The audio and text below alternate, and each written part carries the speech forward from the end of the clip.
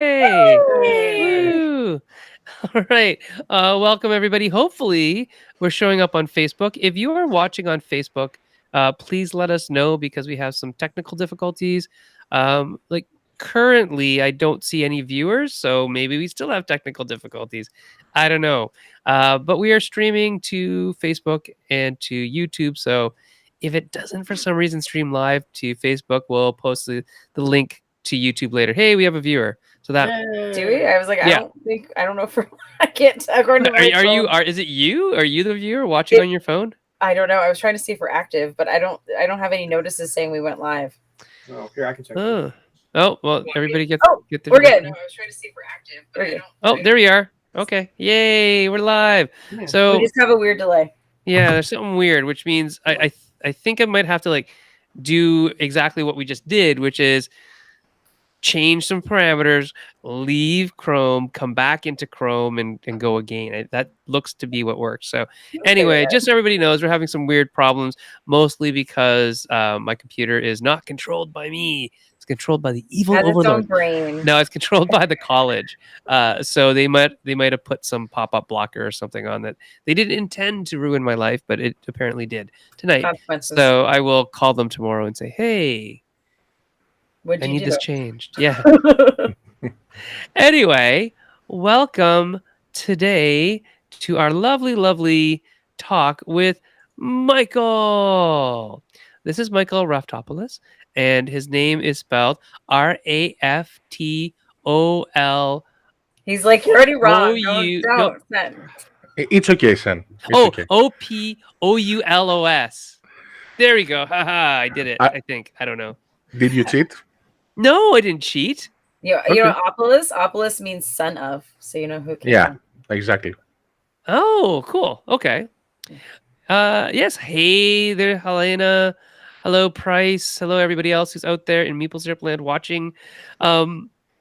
And they are watching on Facebook, so I can actually tell where they're watching from. It's really interesting. Yeah, we got to work. Sorry for being late, guys. Yeah. Facebook didn't like us. Yeah, so we're here today with Michael. Specifically, but whichever. Yes. And it is super late for Michael, so we're going to get started right away so that we can end right away and Michael can go back to bed. It's super early, actually. So well, that's true. That is a really nice way of looking at it. Yes, that is the silver lining is you're up early with the chickens, as we so much more day for you. So much more day. So much more day. So Michael, can you tell us a little bit about how you got into gaming? Oh, also Andrew Wolf is here. Sorry. Our other co-host for today. Andrew and Nicholas, you are correct. Because I find Michael awake at all times of night. Michael always seems to be awake anyway. It's true. It's true. What can I say? Yeah, I don't know. And Zach Connolly is calling you the man, the myth, the legend.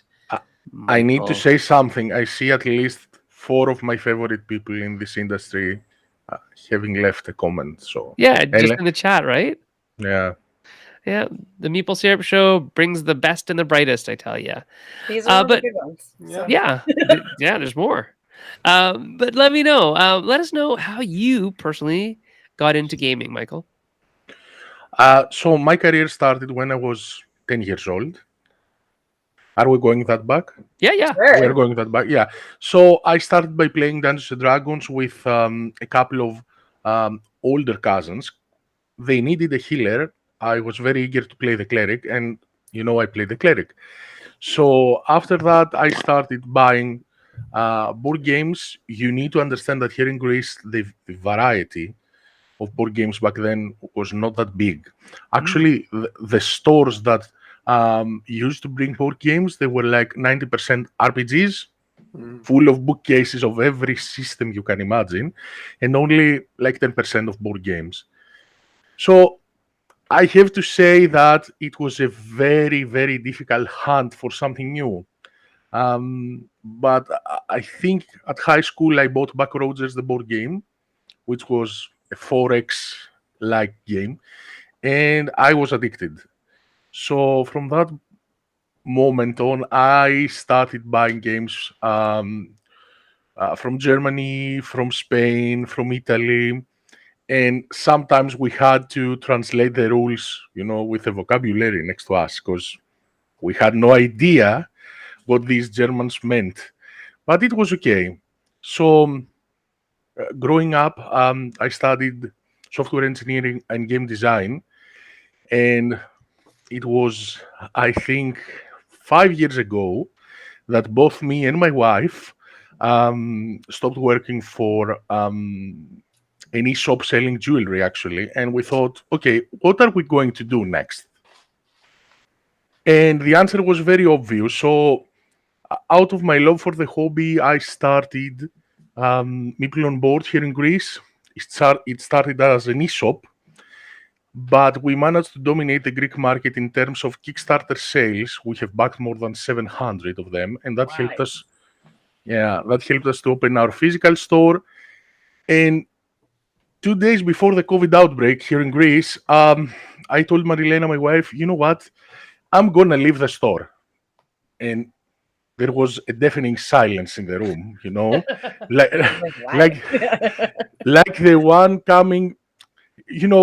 I felt that something bad is coming my way. But truth to be told, I wanted to start the licensing agency, and so I spoke with a very dear friend of mine who is the licensing director for a very big company. I told him my idea. He told me, you know what, it's a little bit difficult because people need to trust you. You need to bring results. And I think people trusted me and I brought result. So that's how that happened. So that's a very long journey from Dungeons and Dragons all the way to Yeah. being Mob Vanguard, which is great. Yeah. Oh, can you tell me what's the difference between Mob and Vanguard? Or is it all one word? Is it all one thing? Okay. So Meeple on board is the company, Okay. and under that name we operate as a publisher and as a retailer. Okay. Mob Vanguard, which is Meeple on board Vanguard, it's the licensing agency. That's Okay. that's the only thing.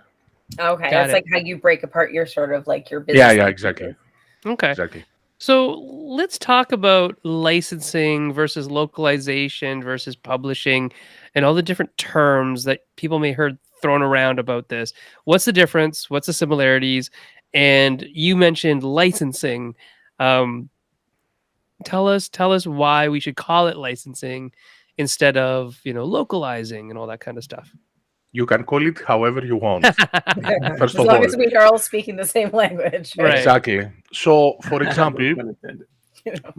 before the licensing uh, became hot, usually people would use an external service, a translation agency, to translate their game into, for example, into French or German or Spanish, and then they would try to distribute that product into the French, German, Spanish market by using a distributor or themselves with a small network of shops there.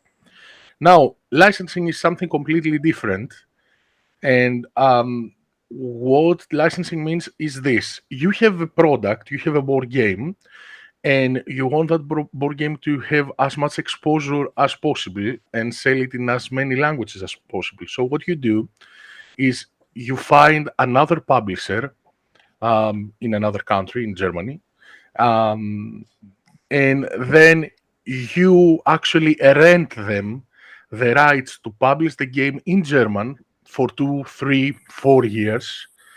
They pay you a fee, and that fee is usually per copy. The production can be.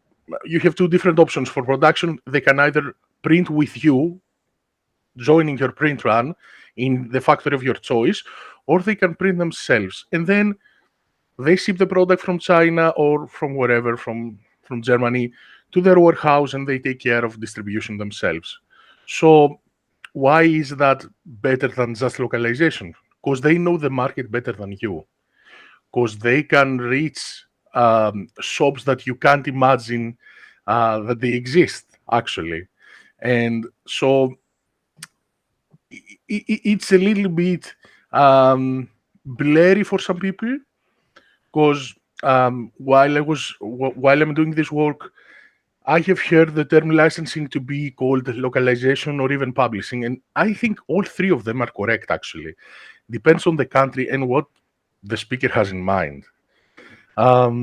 So that's the main difference. For me, localization is just I translate my game to as many languages as possible, while licensing is I find international partners that they take care the translation, the manufacturing, the shipping, everything, the distribution of the game.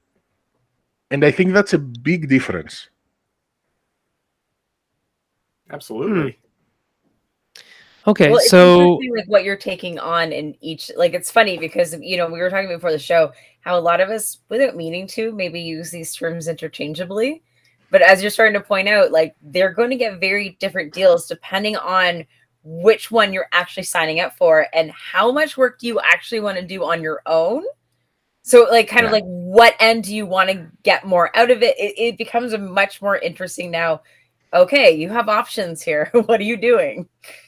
Yeah, you have options. And I think most publishers nowadays prefer licensing than just localization. There are companies like Asmodee, for example, that they don't do licensing because they have imprints in all countries, so they don't need it. So for them, it's pure localization. It's the same game under the same roof, just different imprints. So that's localization. Absolutely. Well, and So Asmodee also functions on the opposite side as a big licensing company for other publishers to bring games into the European markets. So they dip their toe into that too, right? We'll do all Yeah. the jobs. and Well, yeah, distribution and Oh, we lost him. oh, he's back. no, I'm here. Okay, okay. So in terms of like distribution, not sorry distribution, but localization versus licensing, I think the way that I'm viewing it is that localizing a game is taking your game, like I'm the publisher, and I take it and I translate it and maybe redo some componentry and art, whatever, to make it playable in another language. Whereas Yeah. licensing is handing the game over to another publisher Yeah. from another country, and they will then do that, and they probably have distribution in that country or can do sales in that country.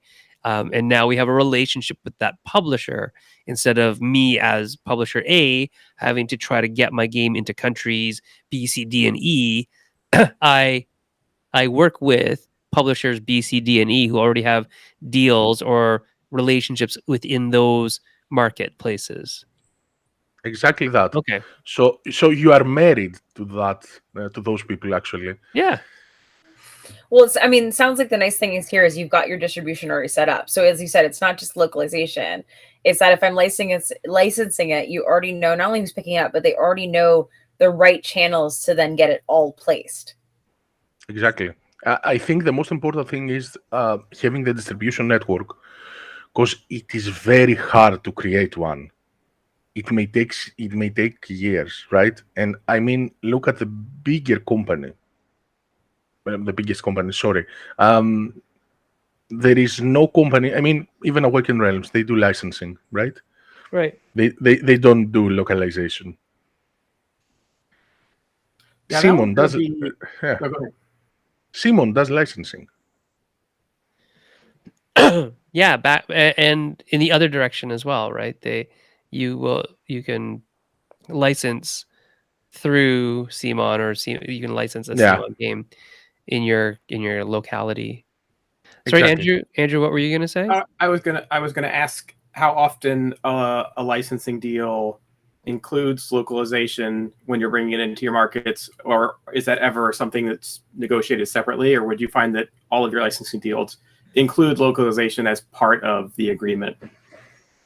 Well, usually a licensee, a publisher that takes your game and wants to publish it in their own country, they have to translate it. So that's the localization process. But when we are talking about translation, we are talking about everything, not just the manual, everything, the box, the cards, everything.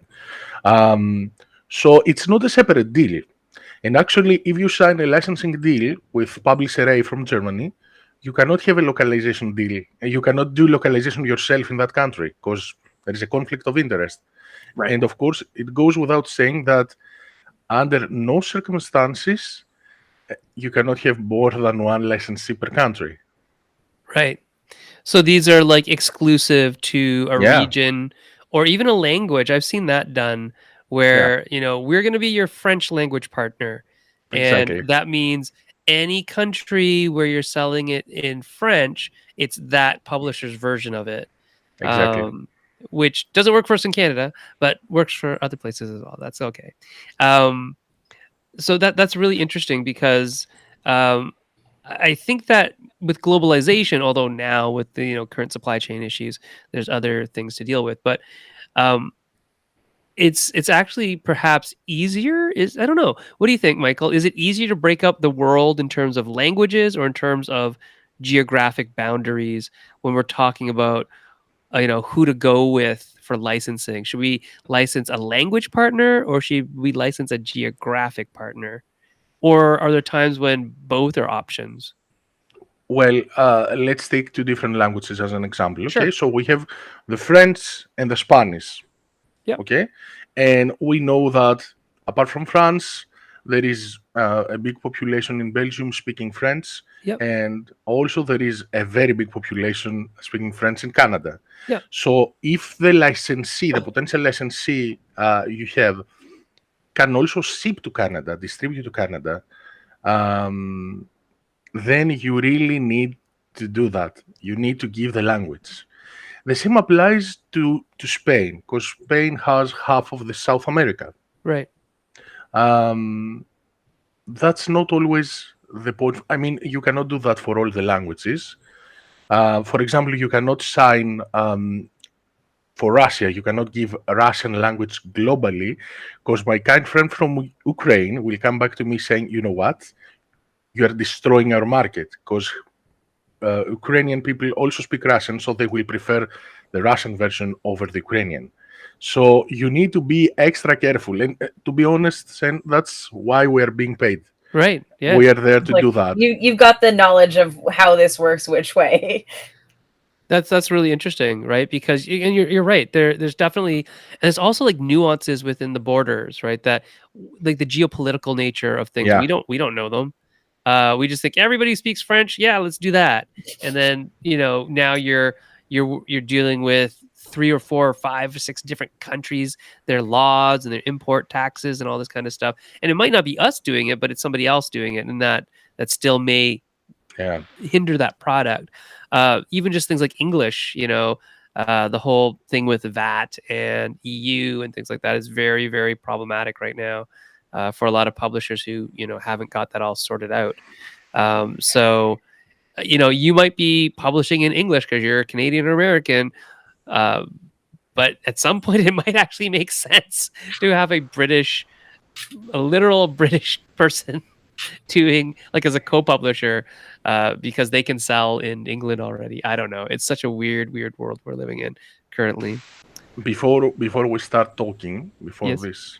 before we start, so you told me to keep an advice for last minute. Yeah. My advice is now rush to find a British licensee now. Oh, That's your first tidbit. I'm sure there'll be more, but like write that down. Yeah. So- No. Because So- Rush to find one. yeah. If you're a publisher right now and you want your games in the UK, you should probably make a deal with a British publisher right now. That's what you're saying. Yeah. Yeah. Yeah. You heard it here. Yeah. And the I- thing is that those deals aren't forever deals. right. Whatever happens in the future, you can renegotiate things. But if you want your stuff in there like 2022, maybe talk to somebody who's publishing over in Britain. Well, as we talked about it, like you could have that 2-3 year deal, right? And then reassess how things were going. Exactly. Yeah. And Right. what's changed, right? So Right. And I've heard the opposite is true also. If your European partner was headquartered in Great Britain, you need to find someone outside of Great Britain for the rest of your European markets. Exactly, because yes. of Brexit. So my understanding is Brexit's really complicated things with partnerships in Europe. Well, yeah, because they were in the EU and now they're not in the EU. Right. So the whole EU thing was this really kind of interestingly pie in the sky idea that worked in some ways not, because of economies of scale and there's always going to be like a smaller cousin and a bigger cousin and all that kind of stuff. Collective bargaining power. Right, but also like lack of borders or lack of like of a market border anyways. Like, there's still country borders obviously, but there were no market borders in a lot of ways. And so we got used to the world being the world, we got used to the EU being this one thing that you could do with just sending stuff to the EU, and that it could be handled by anybody within the EU. But now that England is a very distinct zone and UK is a very distinct zone away from, say, the rest of the EU, now there's issues, and they're pretty big because England is and the UK in general is a large part of the fiscal power of that entire zone. They had a lot of money, right? Because they're Britain. And so that's the way it goes. Helena is saying, I very much agree with this about getting a partner in the UK and obviously partners in the rest of the EU, because it is so difficult right now. If you're part of any of the publishers groups, like that's all it is lately, is like, who's your VAT lawyer, right? Who's doing VAT for you? Everybody wants to know. And in the long run, in the short run, it actually may be more conducive to partner with somebody and do it that way. It might just be easier. I don't know, because the VAT laws are very, very convoluted. So that is a great piece of advice, and more people should listen to you about that one in particular. You also have something in Greek that I can't pronounce, so there you go. Yeah. I had a question. Is that how you say it? He's my friend. He's my friend George from Cyprus. He's also board game designer and publisher, and a very, very nice lad. There you go. Awesome. Very nice to have you here too, Giorgio. Kali means good luck. Oh, okay. Well, I knew Kali means good, so I was trying to work out what it says. So my guess was it was good luck.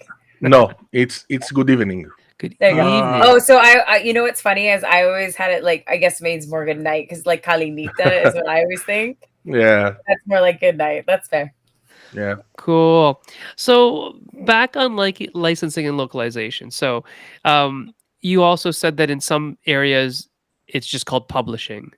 And that's what, a publisher would do, is they would license a maybe already published game to publish. So yeah, I guess it is still publishing, right? Yeah. So you're going to get all these kind of terms thrown around for those of you who are trying to get your games out in different markets around the world.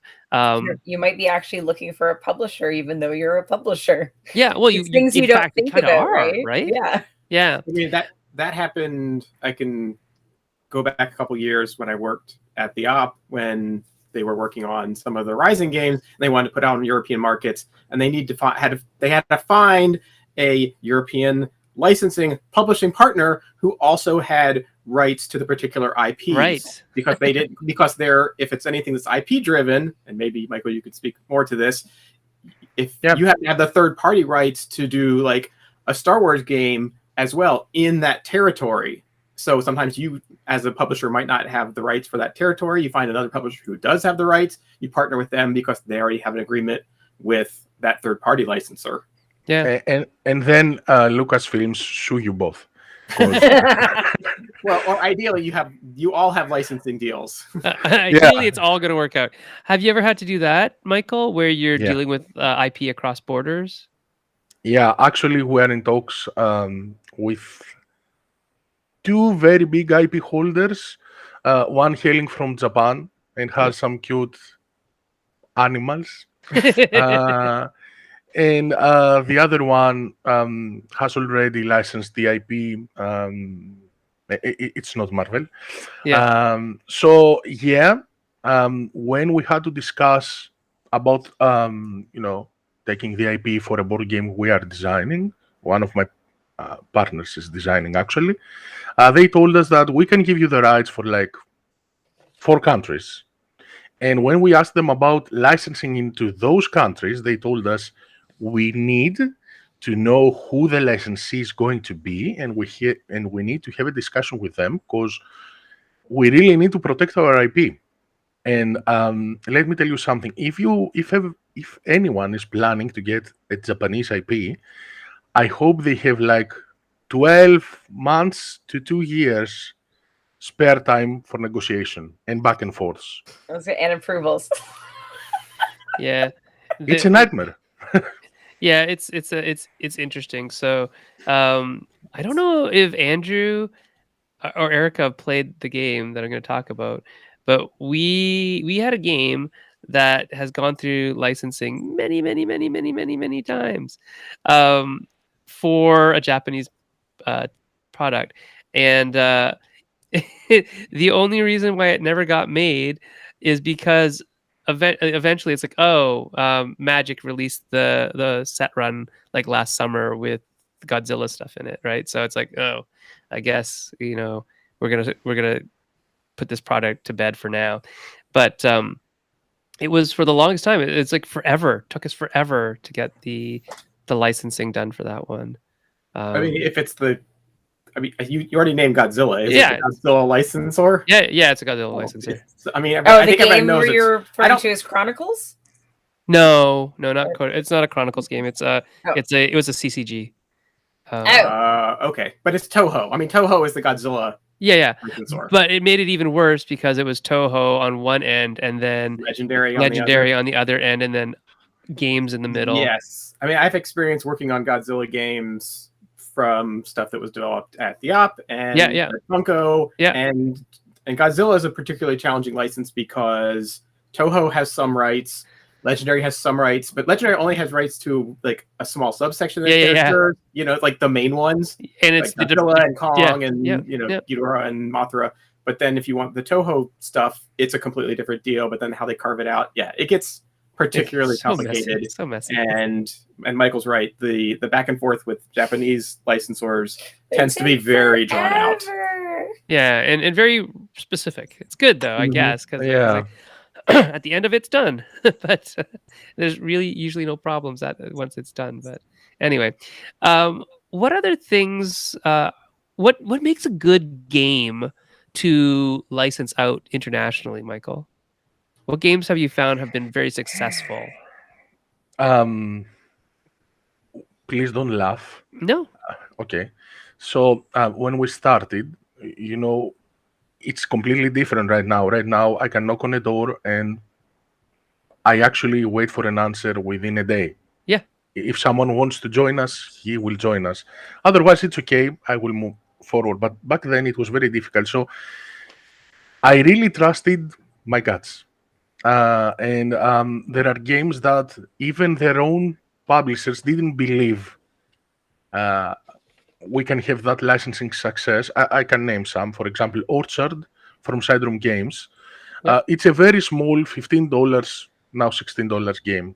And when I signed with Dustin from Sideroom Games, our contract between the agency and him said that if I manage to bring him one licensee, the contract gets 2 more years. So I find him 15. So does the contract last 30 years then? I was going to say, does this compound? Because that's just for Orchard. I signed many licensees for his games in general, so we are married, as I said. And so what makes a good game? Well, nowadays, I look for 2 things. First of all, I want to see that the publisher himself is fond of what he's doing. Yeah. Right? And he's fond in the right way, not spamming, not everything, but he has a plan. He knows that he cannot launch the Kickstarter unless he's 100% ready. And if he has those 2, then I see the game, and if my spider sense tickles me, then I sign it. Oh, that's interesting. So are you signing games for licensing abroad even during the Kickstarter stage? Even months before that? Yeah. Oh, interesting. Oh, I guess And that's how they can say that they'll be able to have translation and ship to multiple countries, right? Exactly. oh, that's really interesting. Really, really cool. This is something that obviously you've just been doing for the last like year and a half ish, right? Okay, because Yeah. I'm wondering why we missed out on that boat for like my management, right? Because we just did the English, because that's all we knew how to do. But if we had been Now you know. able to do this other thing, that would have been great. But I think we're doing it in reverse anyway, so that's fine. But that's really, really cool. Because then you can get like better print run volume, perhaps. You can do all that kind of stuff, especially if your games are like language limited, right? Where they can have that language localization done quicker because there's less, say, words to translate. How do you how do you find that? Is it really advisable? We talk to designers a lot about, hey, maybe think about cutting down the words so that it is easy to localize. Is that something that other publishers in other international countries are looking for, like an easy game to localize? They look for that, or do they care? Well, truth to be told, since I represent the rights of Machina Arcana, Endless Winter, Distilled, Hegemony now, Mythwind, all these games have a lot of text. On the cards too, right? Yeah, exactly. So if the game is good, it does not matter. Yeah. That's an excellent point. Yeah. I think people who already print, they know that they're going to be in multiple languages. I think they try to skew towards the let's not translate a ton kind of thing. But you're right. If it's kind of like no, the text has to be there. That's how you play the game. It's just like then you're Yeah. gonna translate the whole text. Right. Does that ever factor into the conversations about like, well, this is going to require 10 hours of localization or translation work. This is going to require 100 hours. Like, and how does that all work into? Yeah. Well, sometimes licensees come back to us saying, you know what, this is a text-heavy game. I don't know if I can take it. The cost is too high. My answer to that is that if that publisher cannot do that, there is another publisher out there that will do that. For example, Mythwind, we had like 4 licensees per country knocking on our doors, and we are not even done. We are not done yet. Senjutsu, the same thing. So I don't know. Yeah, it is a factor, and I mean, my part in this is to say to that publisher that this is an excellent game, and yes, it is an investment, but you should take the game if your plans are not just for 2 years. If you plan to keep the game for like 5 or 6 or 7, then it's an investment worth doing, right? Right, because then you're amortizing the cost of your Exactly. translation over thousands and thousands of copies instead of just 1,000 copies. That's a big difference. Each of Yeah. those extra thousands there. So It's like tooling costs and stuff. You only have to pay that once, Right. And then Roughly once. I mean, if you're printing enough, you need a new die, but that's Yeah. but you that's know at what? like If that's your 10,000 problem, copies. I think That's a good you're doing problem. okay. Yeah. Exactly. my old roll it out. Let's make Yeah. more. Oh, this is a great question. So James Takanaka, who is from Hit Point Press, asks, is it hard to keep all the licensees on the same production schedule, or do you even have to? Is that Well- your job, or is that the main publisher's job, I guess? or the factory's job to Yeah, Yeah. or does it?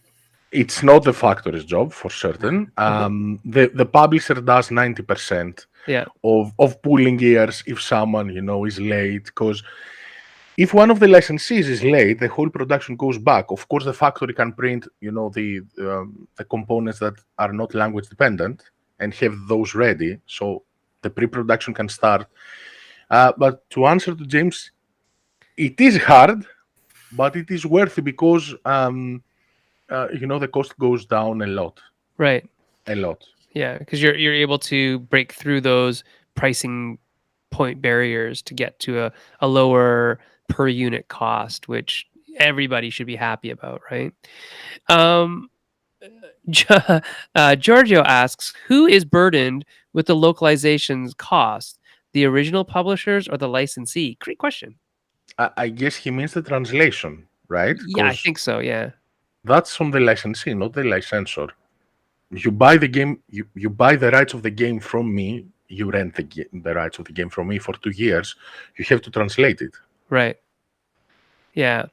And oh, you already answered the question that he had before, which is how early should publishers seek out localization and licensing opportunities?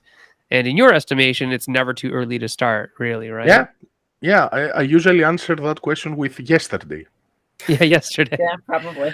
Yeah, well, it's true. Like we would have loved to have localization partners earlier on in the process Yeah, to reduce, per item cost, right? Get but that it's not. buying power. Yeah, it's not.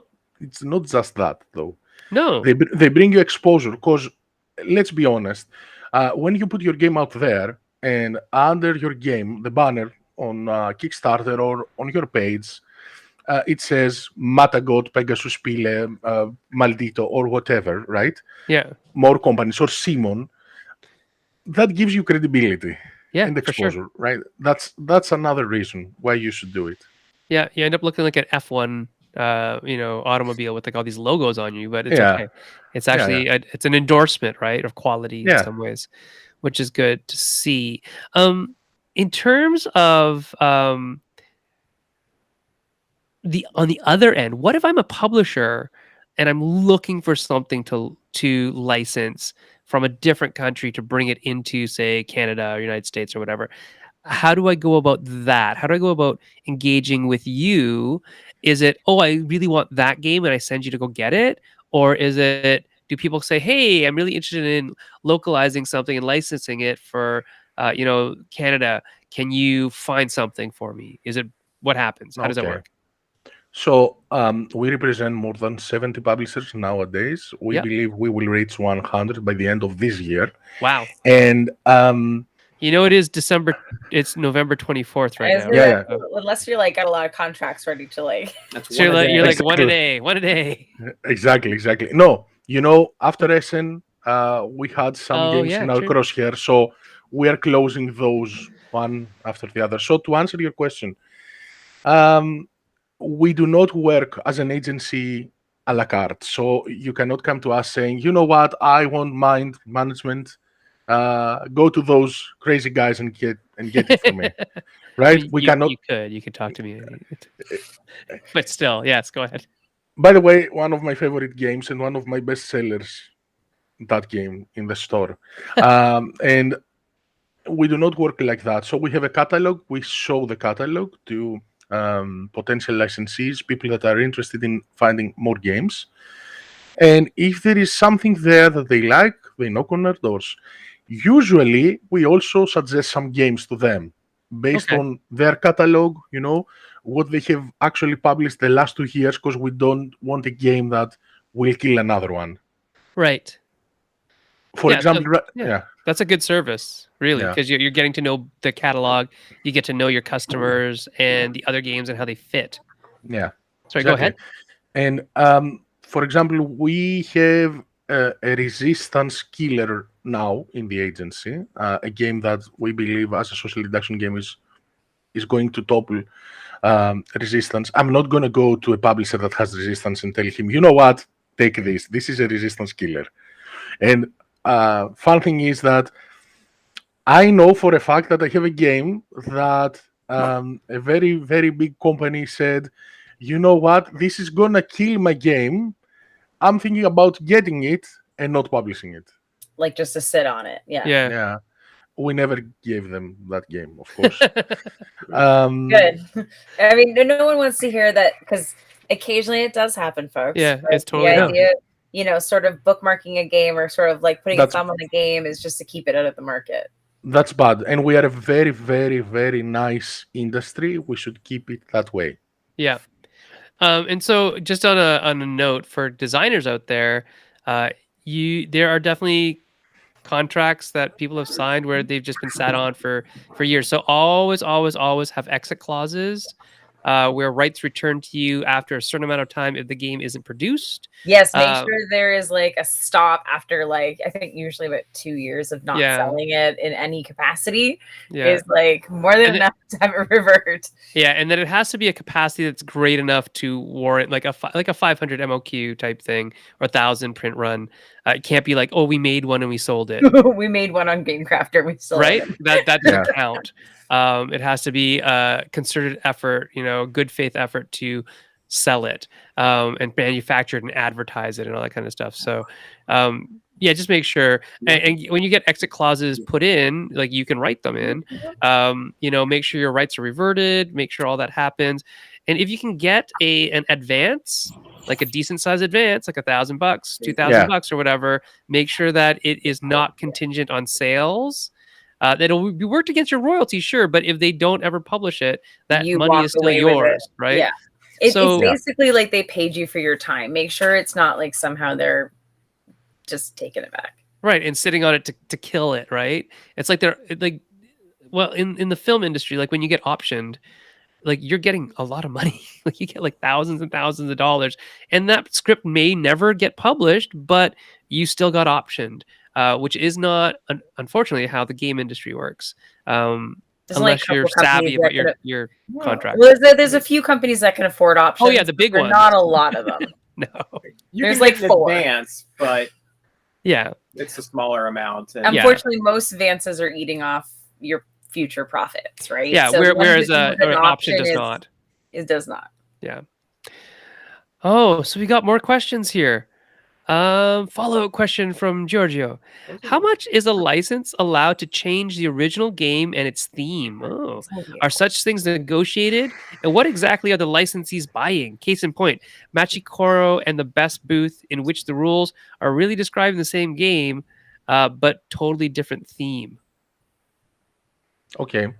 So, when you sign a contract as a licensee and you have negotiated the right to retheme, reskin, or whatever the game, then you can do that. Usually, that is not what a licensor should agree on. Right. Of course, with the proper control, if for example, saying you decide to change a game and put a theme for, I don't know, Doom Patrol, for example. Sure. And I'm okay with that because I own the game. Then you can go ahead and do it, but I need to see what you are creating because you may add things to the game that are not good for my image or whatever. Right. I can give you an example. Maki, one of the solo games of Sidrum Games, it cannot contain any symbols or regalia from the Third Reich or the Nazi or whatever. Right. For the German version. Right. So if it had those and the German publisher came back to us saying, you know what, I want to change that, there would be no issue. But if instead of the French resistance, he would change it to the German Knight of the Crystals or something like that, then there is a problem there. Right. So to answer to Giorgio, a licensee is not allowed to change the original game or its theme. Yeah, it can be negotiated. I advise against it. Yeah. There's a lot of like brand recognition when you have the same thing, right? And then it counts as the same game in terms of like reviews and statistics, statistics and sales and on BGG game copies sold. You're like, it definitely helps if you have other languages. So right, yeah. So and it's not inflation. It's not an artificial inflation. It's a real thing. But you lose out on that cachet that the original game has if you're going to change too much about it. When they changed the cover for Belfort in Germany, we were like, why would you do that? But they did it, I guess. It was Pegasus Spiele, and it's like, why would you pay to when you could just license this art? And it might have been the licensing cost that said, oh, we have an internal artist who can do the same thing, but it just doesn't look the same. It's a weird square box, and it's a weird cover for everybody else. But they were the one country that didn't license the art. They redid all the art, I think, or at least the cover art. They licensed the art from the inside, which was strange because the art from the inside matches the art from the cover because it's the same artist. So anyway, I don't know. There are many exceptions to Yeah. that rule. Yeah, for sure. There are even licensees that will come to you saying, you know what, I'm not gonna put your logo on my box, the logo of the company that has designed and published the game. Right. And I mean, there is a certain Dutch one that does that, a big one. And the answer is, okay, you need to print like 2,000 more copies then. Because according to contract, both logos need to have equal billing. And you don't want that.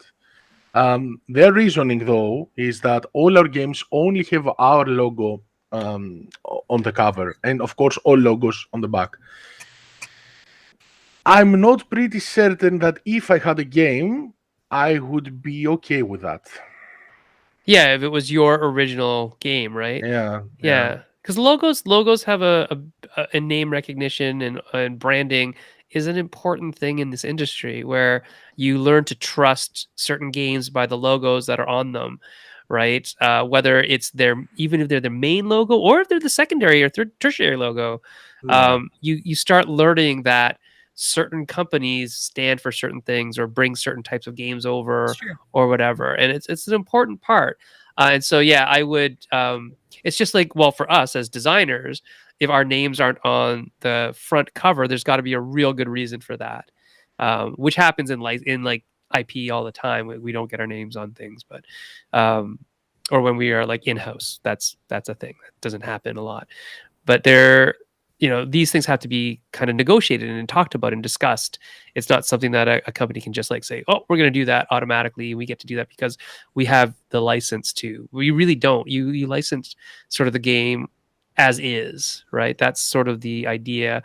And most licensing agreement will entail things like, you must have the name of the original publisher and the logo on the front and all that kind of stuff.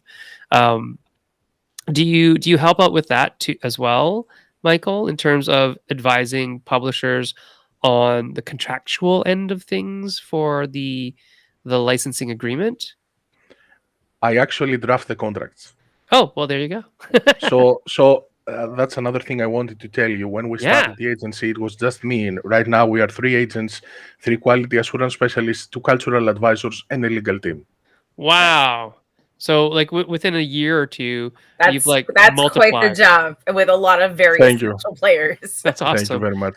And I'm so happy to hear that you have like cultural consultation and legal.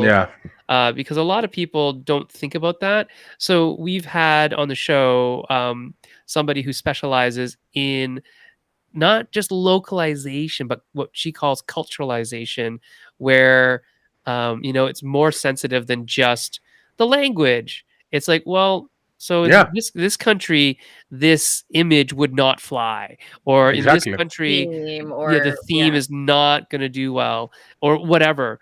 And then because she works in video games, you can do a lot more with that. Like she's actually like walled off certain parts of maps because you don't want that country to involve themselves with that area of the world, and stuff like that. So it's really quite interesting what she does.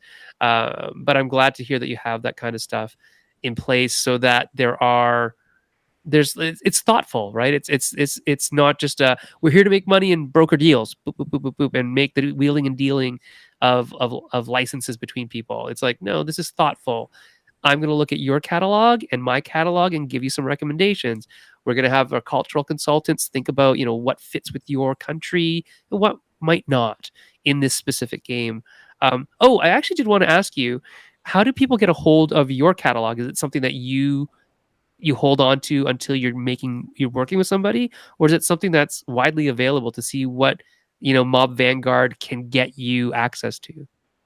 I can give you our Google Sheet link if you want that. Yeah, sure. I think that's fascinating. Yeah, I will send you that. Okay. I mean, it's public there. We usually send it, of course, to potential licensees. Yeah. And since you mentioned the thing about the cultural advisors, I think we live in a very, very morbid world. We need to make the place brighter for all people, and I'm a white straight male, and everything is easy and within my grasp. But we have certain sensitivities for the LGBT community, people of color, and I know for a fact that it is better to double and triple check an image than cause damage to a person, that cause grief, than to cause sadness, right? Yeah. For me, it's just a check. So I find it a little bit ridiculously stupid from some companies that they do not employ cultural advisors for games that they're prone to sensitive. Obviously needed. Yeah. Yes. Yeah, and I mean I know at least 3 games that have to do with slavery. Yeah. Come on. Yeah. Yeah. I'm working on something right now where we're going through that in terms of historical stuff is history and it happened, and now the question is how do we execute it in a way that is Not you glorifying know, or glamorizing. yeah, insensitive to things, in a way that allows the history to shine, but also does not discount the agency of people who were enslaved in this particular sector of the world. So Exactly. there's a lot that we're kind of working into, and some of it may break with history, and people are just going to have to put up with that. I don't know. Well, we'll see what it's all going to go. I have to do more Eco- research, is what yeah. really it accounts down to. A company approached us just a week ago saying that they're creating a Euro game about the occupation of Congo by Belgium, which is Right. one of the saddest moments in humankind. And so, as I said, we have certain sensitivities and we are very vocal about them. And we are not here just to make money. We're here to. What an odd topic to begin with, let alone, you know what? I want to make a game about a slaughter. This is fantastic. So, yeah, we are not here just for the money. Good. Actually, I wanted to tell you that, Sen, as a person, I get a certain type of ecstasy when I sign a contract because of the success and the connection that brings between two companies. Yeah. And the money is the third thing that matters to me. So I should just send you a bunch of papers with a line on it, and you can sign them all day long. You'll be happy. I don't think He's it's like, the maybe. signature that makes him happy. I think it's the contents of the Yes, I know, I know.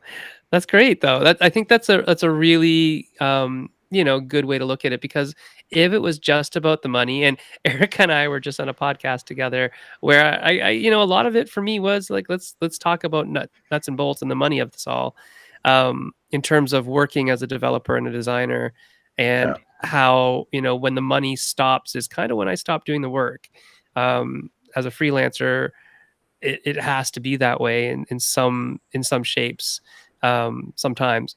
But I think a lot of us are in this business to do what we like, and make that creative effort to do things. And some people who aren't necessarily as creative in designing the things or doing the art for the things, they still want to be a part of it, and they are good at other things like connecting people, and making the backside of the business happen, which is what you're doing, which is wonderful. And I like, this is kind of what we talked about, Erica, for the last like maybe 2 years of Maple Syrup, is getting people to know the other people in the industry, right? Like, so how many people know M.O.B Vanguard?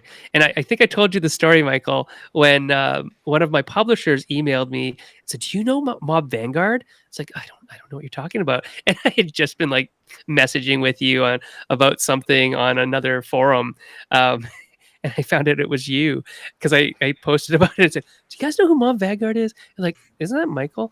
Oh, and it was about one of the games that we had, and it was just this funny thing that I think more people need to know more people so that they don't have to. People, what do they do? What they don't have to recreate the wheel, like, right?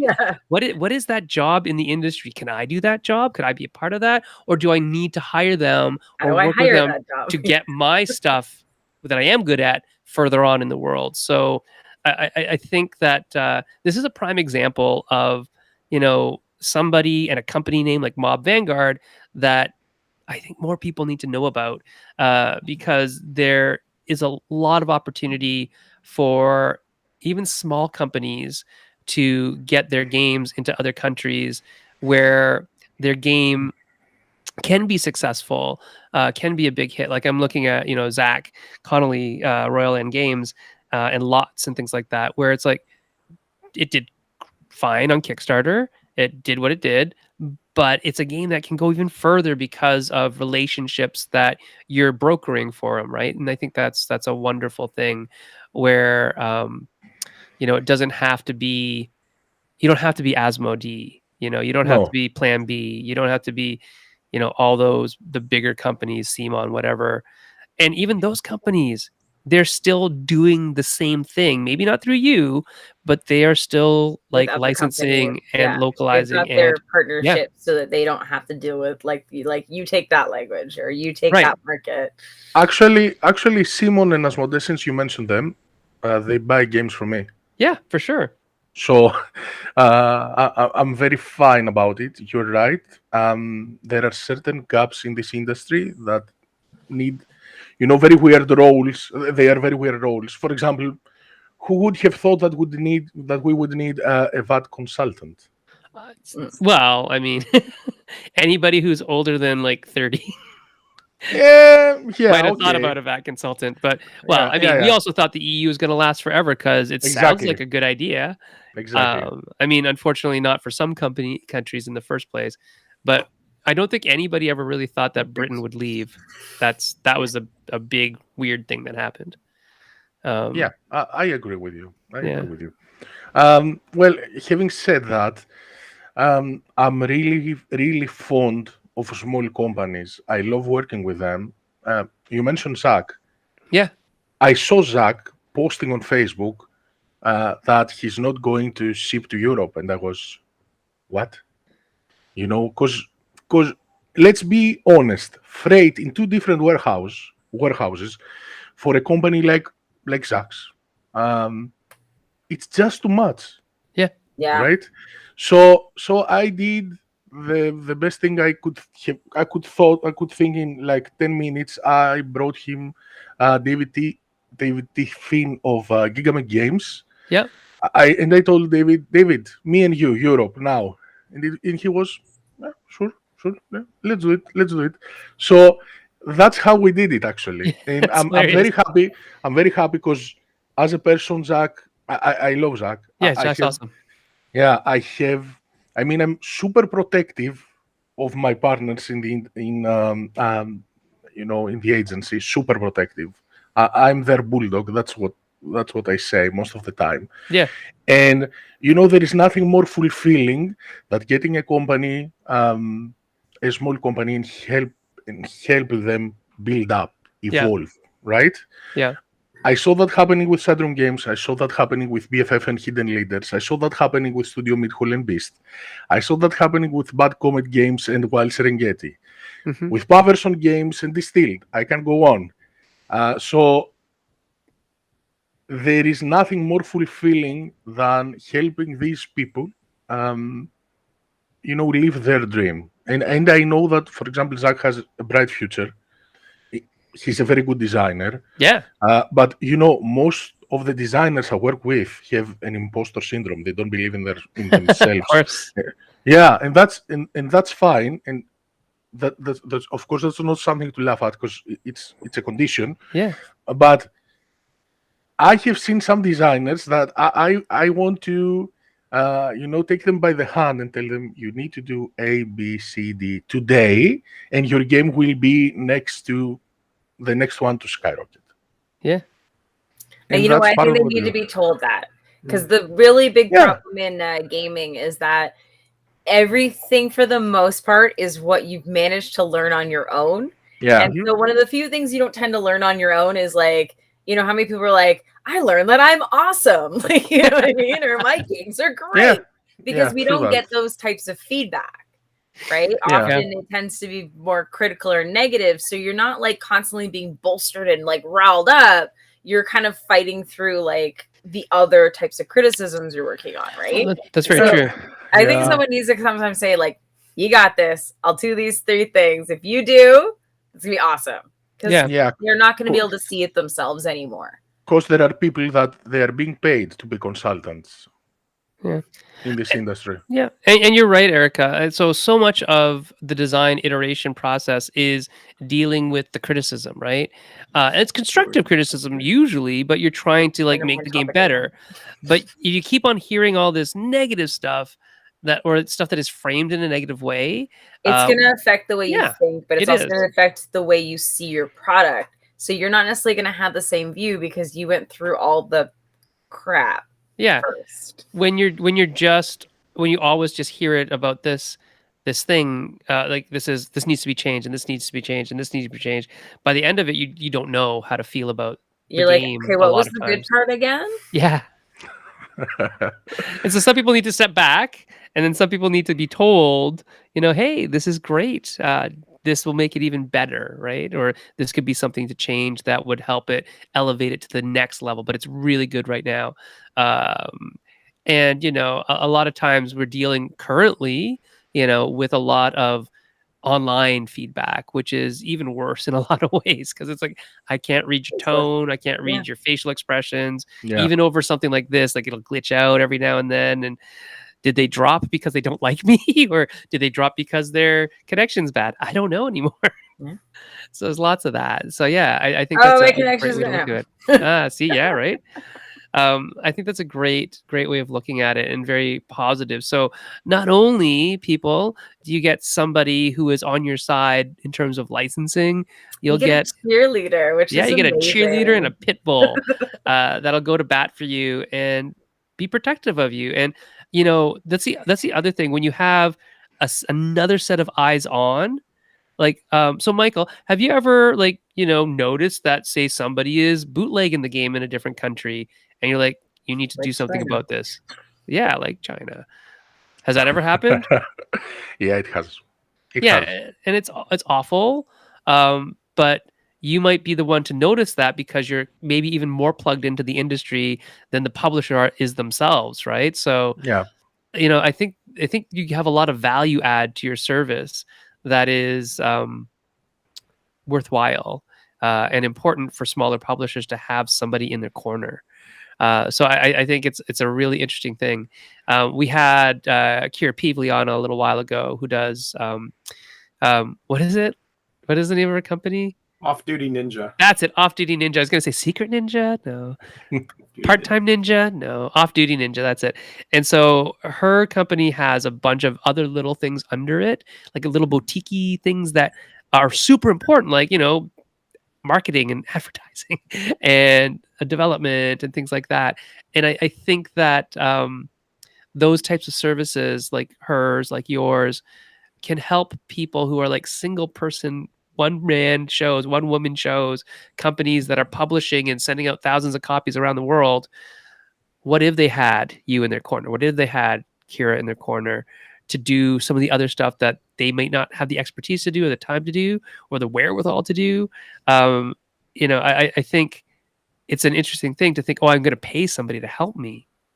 But in the end, you're probably getting way more back than you are paying out if things go well. And sometimes things don't go well. That happens. But in the case of licensing, it's like, well, I'm going to get you contracts. I'm going to get you more copies of your games sold out there in the print world. Run double alone probably got you, part of the difference there and things like that. Yeah.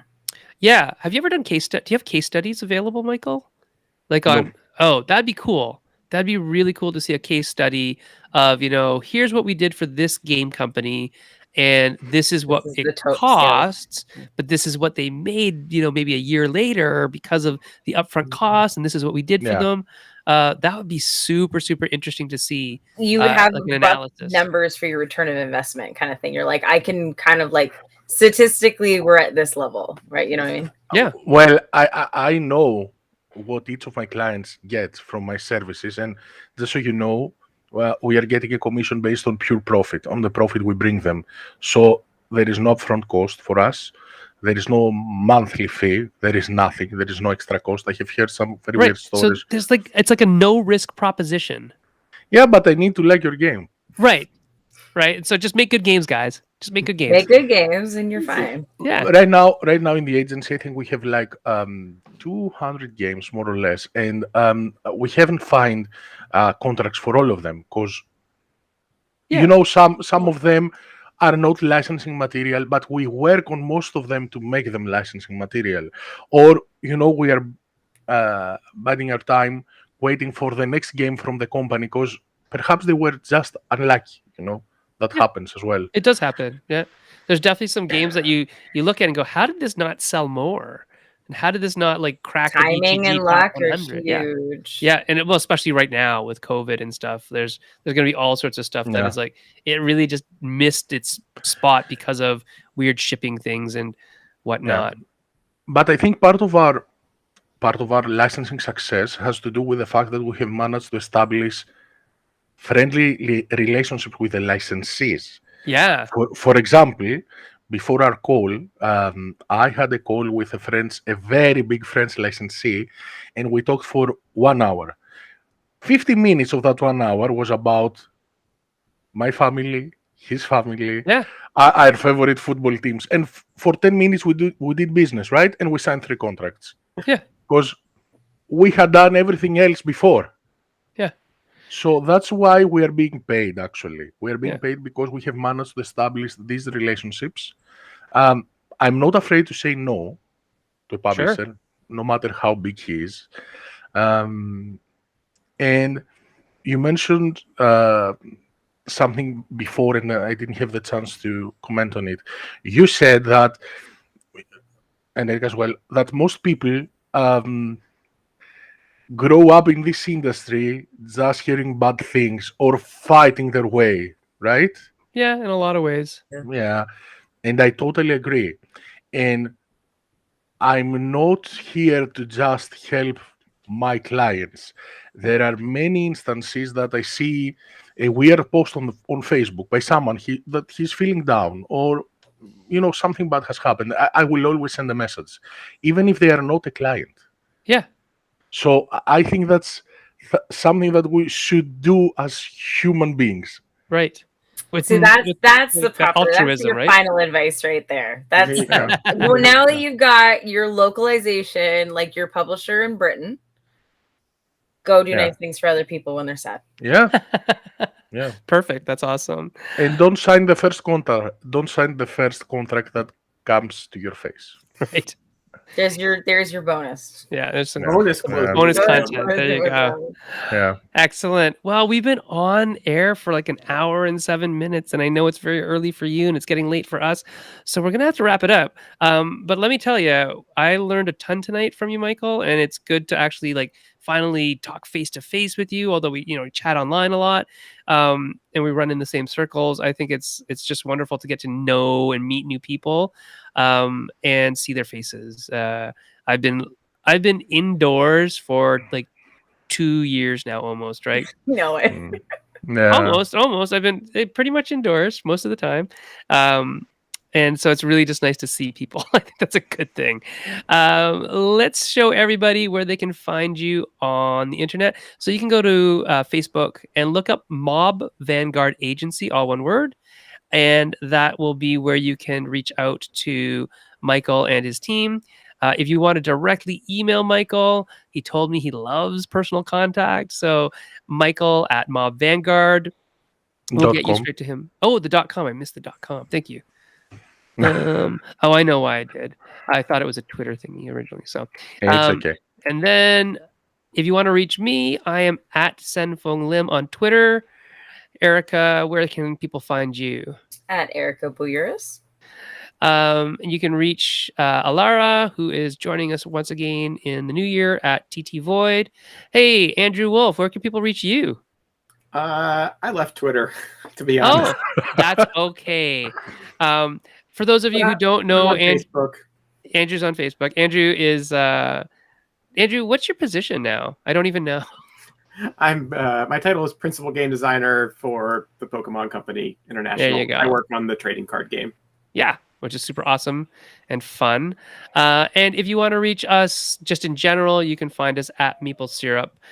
If you like what you see tonight, and if you want to see more things like it, please do check out the Patreon at patreon.com/Meeple Syrup, where you can donate on a monthly basis to help us keep the lights on here. Update the technology as much as we need to. Apparently, I need to update my browser for some reason. I don't know. And then maybe even take a ukulele lesson. Maybe that would be good. But really, honestly, what we want to do with the money is once the world opens up again, is get more people out to cons, do stuff at the cons, live stream from the cons, meet up with new designers, more all that kind of stuff. Yeah. Right? Because we all know it's hard, especially when you're starting, and it's expensive. Yeah. So we'll work on doing that over the next little while once the world opens a little more. I think our first major con in Canada will probably be Breakout next year. Yes. Okay. And yeah, we're working towards that. Michael's already given his final advice like 3 times. So I think we got like some pretty solid nuggets in there. Oh yeah. So get yourself a co-publisher in the UK, right? Be kind and do nice things for people. And what was the other one, Erica? Don't accept the first contract. Oh yeah, don't sign the first contract you get. You might end up signing it, but at least get other options. At least check the next one. There you go. Exactly. And people are saying thank you. Helena says thank you and good night. Pauline Fake Kong says thank you for sharing. Have a good night, everyone. Giorgio says thank you very much for the super insightful conversation. And Nicholas is giving you a little bit of a personal props here. He says thanks everyone. From personal experience, Michael has been amazing to work with. So if you're out there in Meeple Syrup land and you are a publisher looking to get yourself your product licensed into other countries, look up M.O.B Vanguard, please, and thank you. That's great. Next week we have Anya Combs, who is the director of games, just director of games. All the games, all the times from Kickstarter. So we'll have her here next week, same time, same place, same Meeple Syrup show. Thank you everybody for watching, and we'll see you next week. Bye. Bye-bye.